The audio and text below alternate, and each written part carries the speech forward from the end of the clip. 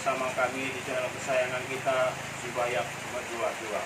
Pada hari ini saya masih ditemenin oleh sahabat saya Bang Edi Calvin Purba. Selamat malam Bang Calvin. Selamat malam Bang. Gimana kabarnya Bang? Lama tidak berjumpa kita ini Bang. Ya Bang, sudah 1 pekan atau 1 minggu nih Bang Kita nggak mengupload video ya. Mungkin sahabat-sahabat Sibayak juga bertanya-tanya kemana ini kru Sibayak kok nggak ada masuk video Bang. Iya Bang, selalu mungkin ada beberapa teman Sibayak yang udah menanti video kita Bang. Iya. Mungkin perlu kita berikan penjelasan Bang Calvin kenapa kita tidak upload video Bang Calvin. Boleh Bang. Ya, pertama, kru Sibayak dimanapun Anda berada, penonton Sibayak setia dimanapun Anda berada, bantu kami, doakan kami, dukung kami karena kita sedang membangun sebuah apa kita bilang Bang Calvin ya, rumah pertemuan kita ya, apa Seperti tempat pertemuan atau persinggahan tim Sibayak. Tim Sibayak, dan juga ada salah satu sahabat kita juga membuka padepokan ilmu kebatinan di daerah Tanjung Merawa. Jadi kita diminta untuk hadir dan membesarkan padepokan tersebut. Jadi Bang Calvin, apa kira-kira yang bisa kita bagi, kita share kepada teman-teman Sibayak di luar, di rumah sana yang sedang menantikan kita untuk memberikan edukasi atau pengetahuan yang baru buat mereka Bang Calvin? Yang saya mau tanyakan Bang, hal apa yang harus diperhatikan pertama kali untuk menangani pasien Bang? Hal-hal yang harus diperhatikan bagi pemula ya Bang Calvin. Pemula untuk menangani pasien Bang. Untuk menangani pasien pertama kalinya ya. Memang Bang Calvin, untuk menangani pasien ini gampang-gampang susah Bang Calvin. Gampang kalau dapat yang gampang, susah kalau dapat yang susah Bang Calvin ya. Tergantung bagaimana kita menyikapinya dan disiplin ilmu yang kita miliki. Oke, jadi Bang Calvin, hal yang pertama harus kita perhatikan sebelum menangani pasien yang pertama kali ya Bang, untuk pemula kan seperti itu. Yang pertama kali itu Bang Calvin adalah berdoa dulu kepada Yang Maha Kuasa Bang Calvin. Iya Bang, harus berdoa ya. Iya, berdoa kepada Yang Maha Kuasa, minta petunjuk kepada Yang Maha Kuasa. Jangan lupa minta kekuatan dan perlindungan dari Yang Maha Kuasa. Karena kekuatan kita semuanya itu berasal dari Dia. Iya Bang. Jangan kita nanti cenderung hanya mengandalkan ilmu-ilmu yang kita pelajari. Gitu. Jadi yang kedua Bang Calvin adalah bertanya kepada ilmu yang kita pelajari. Bang Calvin misalnya itu kan kita memiliki parewangan, jinujung atau batinan. Ya Bang, kita tanyakanlah kepada dia. Kalau di Jawa mungkin itu namanya pendamping. Kalau di Tanah Karo atau di Sumatera khususnya itu namanya jinujung. Jinujung ya Pak. Ya, itu karo. Gitu. Jadi kita harus bertanya kepada dia, sanggupkah kita atau tidak sanggupkah kita untuk menangani si pasien ini? Karena apabila kita tidak bertanya terlebih dahulu apakah dia sanggup atau tidak untuk menangani pasien ini, takutnya ketika kita mulai pegang orang ini kita yang minta darah. Itulah resiko yang paling kecil, minta darah. Ya, resiko yang paling besar begitu kita mulai membuat obatnya, kita langsung mati. Karena kita akan berhadapan langsung satu lawan satu dengan dukun yang membuat penyakit tersebut. Itu udah berapa tadi Bang Calvin? Udah 2 ya Bang? 2 Bang. Yang ketiga Bang Calvin adalah bertanya kepada parewangan atau jinujung kita itu atau ilmu kebatinan yang kita pelajari, ini penyakit medis atau non medis Bang Calvin? Kita harus pastikan ini betul-betul medis atau tidak medis. Iya. Mungkin Bang Calvin kan ada tanda tanya timbul, mungkin tim Sibayak apapun pecinta Sibayak dimanapun berada, timbul pertanyaan, bagaimana sih membedakan penyakit medis dan non medis itu? Kan gitu Bang Calvin. Iya Bang. Menurut Bang Calvin, cocok atau tidak yang saya bicarakan ini Bang Kalvin? Ya, memang tidak semua nanti pasien yang datang kepada kita itu semua berurusan dengan gaib berarti. Jadi kalau bolehlah saya share sedikit Bang Kalvin, bagaimana sih mengetahui itu penyakit medis atau non medis kan gitu Bang Iya Kalvin? Bang, kita harus pastikan. Ya, misalkan kita memiliki parewangan atau ilmu batinan, kita suruhlah dia yang sakit tadi di depan kita dulu Bang Kalvin. Ya, Kita pegang gini, jangan mengenai dirinya, suruh aja dia membelakangi kita atau berhadapan-hadapan dengan kita. Karena seperti ini Bang Kalvin, begini dia. Ciri-cirinya kalau dia itu adalah penyakit medis, dia yang keluar itu angin Bang Kalvin. Seperti angin aja yang keluar dari tangan ini. tidak Tidak ada hawa-hawa yang lain gitu, seperti kosong aja gitu. ada dorongan Tidak energi ada ya. dorongan energi, hanya angin aja, angin biasa aja terasa dingin gitu. Tapi kalau dia ketika kita ginikan keluar seperti aura panas, hawa-hawa panas, itu sudah pasti penyakit medis, teman-teman sebaya dimana anda berada. Kan gitu Bang Kalvin kan? Karena Kalau ada terasa energi yang panas, Mbak, itulah dia penyakit non medis medis ya, Mbak. Walaupun memang sebagian orang bisa menangani penyakit medis dan medis, tapi kan kita harus memastikan terlebih dahulu agar tidak terjadi ibaratnya itu malpraktek atau salah kasih obat Bang Kalvin. Iya, Bang. Kan gitu. Jadi setelah itu Bang Kalvin yang harus diperhatikan lagi adalah bertanya kepada leluhur, dinujung, parewangan atau batinan yang kita pelajari, obat apa yang harus kita berikan kepada penyakit ini. Ya.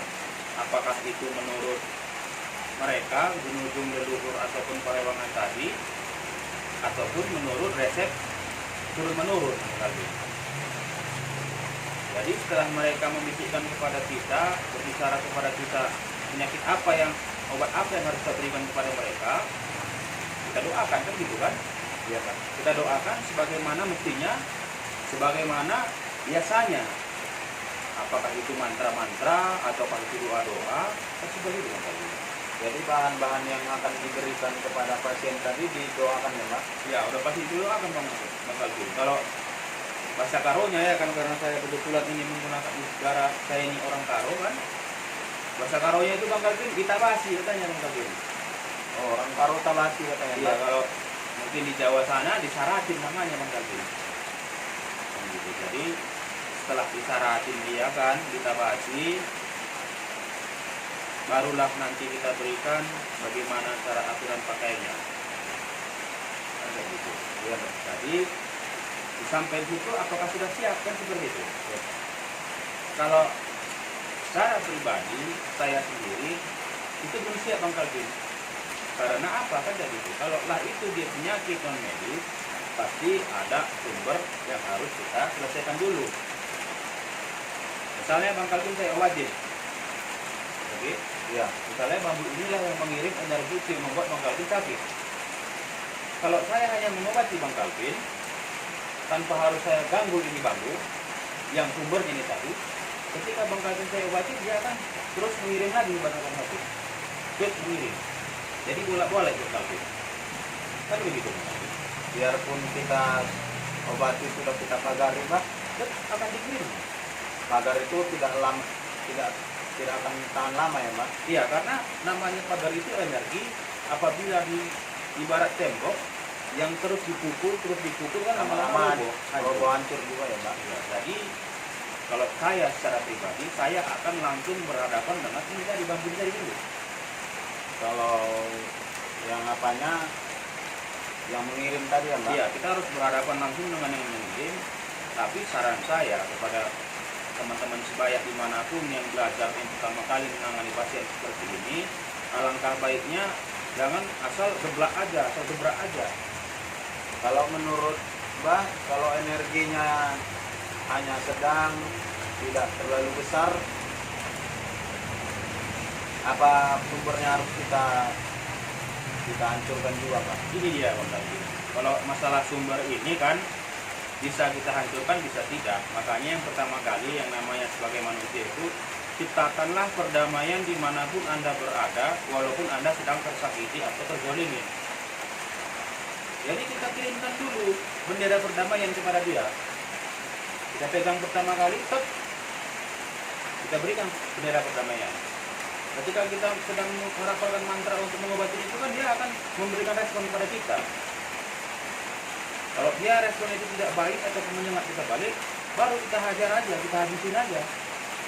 Dalam konteks habisin ini bukan dibunuh Bang Kalvin. Iya Mbak. Tapi dilemahkan ilmunya. Dilemahkan ilmunya. Nah, itulah Bang Kalvin.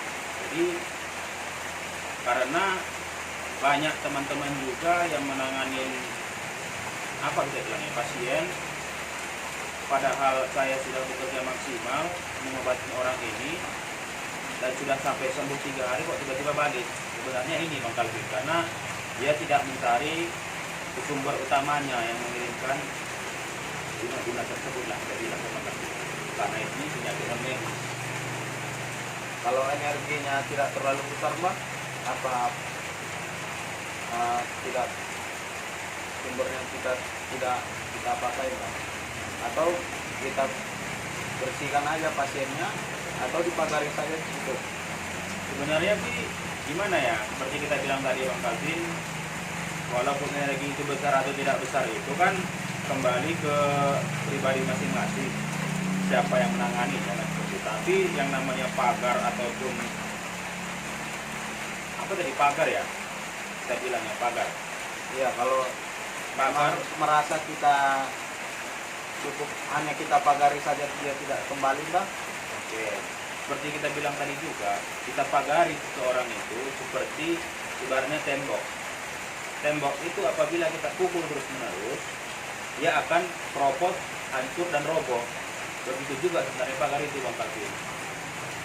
Jadi sebenarnya pagar itu bisa untuk mengantisipasi, tapi bukan untuk jangka panjang. Jadi menurut Bang Kalvin, apalagi yang kurang jelas dari penjelasan kita ini Bang Kalvin? Saya ingin mau tanyakan Bang, Ya, apa ini ini? yang lagi marak katanya di Malaysia Mbak. Malaysia?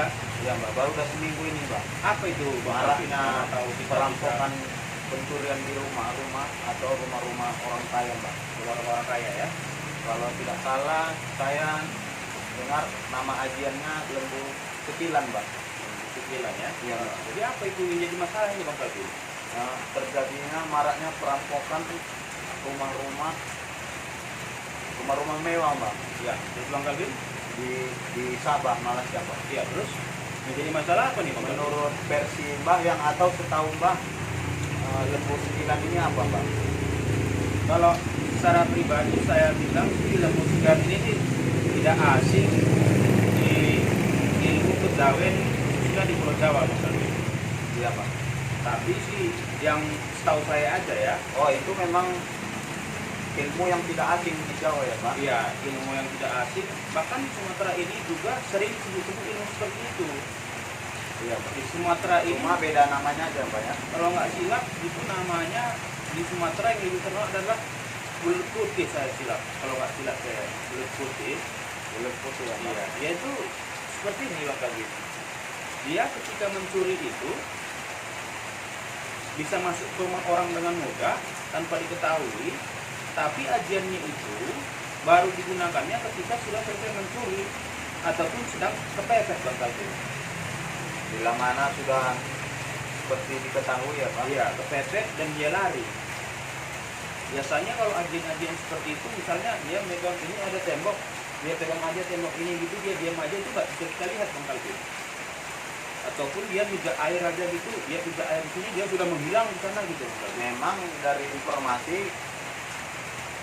ada sang pemilik pun ada di dalam rumah, dia masuk bisa tidak ketahuan Pak. Iya, seperti itulah kira-kira Bang Kalvin.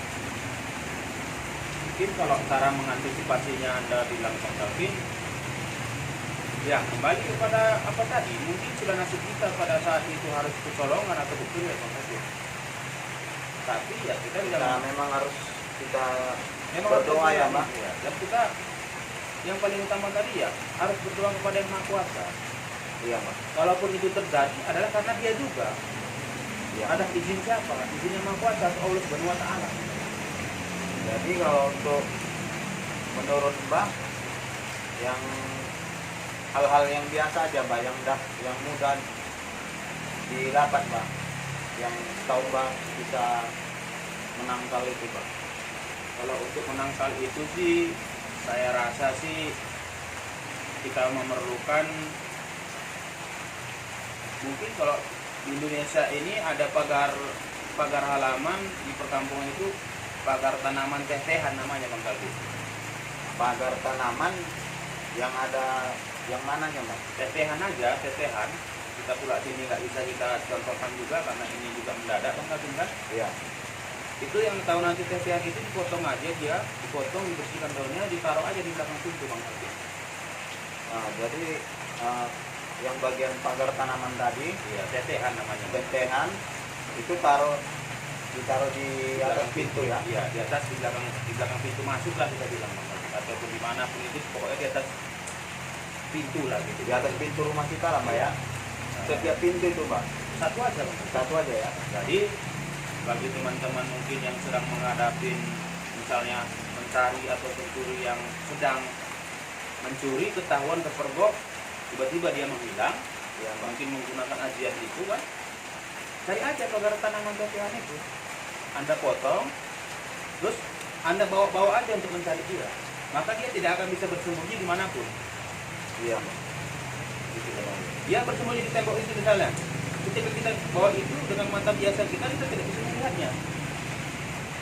Tapi dengan pagar tanaman itu tadi, tanaman teh-tehan itu, dia akan membawa kita menunjukkan di mana dia sebenarnya bersembunyi. Karena dia itu bukan menghilang Bang Kalbi, bersembunyi, dan kita tidak dapat melihat dia.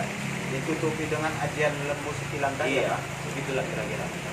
Jadi kalau secara kasat mata itu tidak bisa dilihat Pak. Iya, tidak sama Jadi kalau- sekali tidak bisa dilihat. Tetehan dari pagar tanaman tadi kita pegang, Mudah-mudahan mudah-mudahan terlihat ya Pak. Iya. Jadi Bang Kalvin, mungkin itu saja pengetahuan yang bisa kita bagi kepada pecinta sebaya dimanapun berada kan gitu Bang Kalvin. Iya Pak. Jadi gimana lagi yang kurang jelas ya Bang Kalvin? Saya rasa sudah cukup Pak. Oke, jadi pemirsa sebaya dimanapun Anda berada, jangan lupa Anda subscribe, like dan komen agar channel kita ini, channel kesayangan kita sebaya ini dapat berkembang dan kita dapat memberikan informasi baru kepada pecinta sebaya dimanapun berada. Salam dari kami, Mas Radek, Saya Eri Kalvin dari tim Sebaya menjual-jual.